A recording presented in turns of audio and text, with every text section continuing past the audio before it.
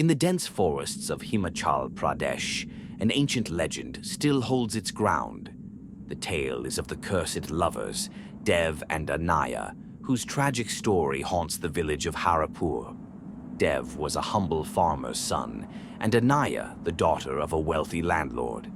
They fell deeply in love despite knowing their families would never approve.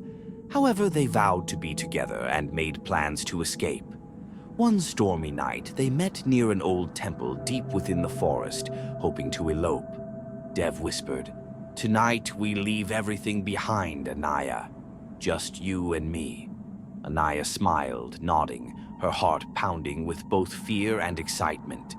But unknown to them, Anaya's brother, Kiran, and a few villagers had followed them. As the lovers reached out to each other, Kiran's voice boomed, "Anaya, you will not shame our family." In a rage, he pulled Dev away and, despite Anaya's pleas, attacked him brutally.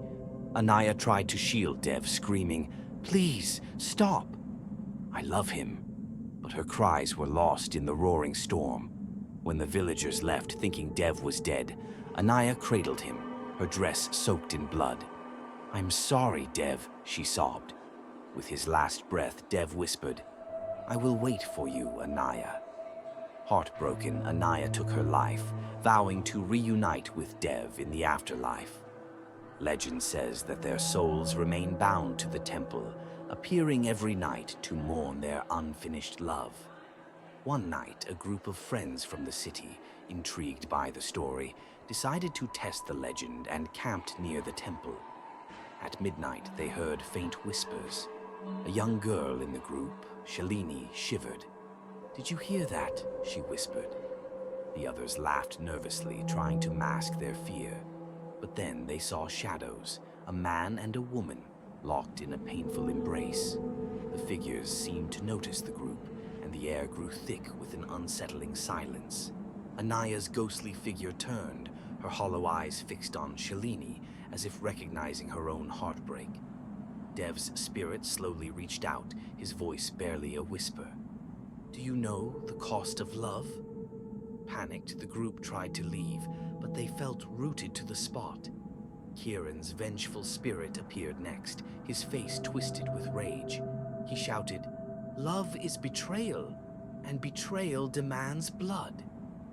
The forest around them seemed to pulse with rage, and the group felt an invisible force pushing them back toward the temple.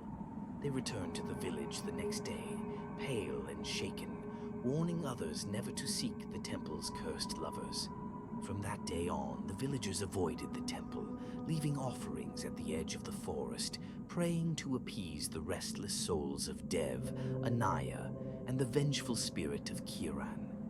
And every night, they say, the spirits still wander, replaying their tragic end, trapped in a love that death couldn't destroy, forever bound to the shadows of Harapur.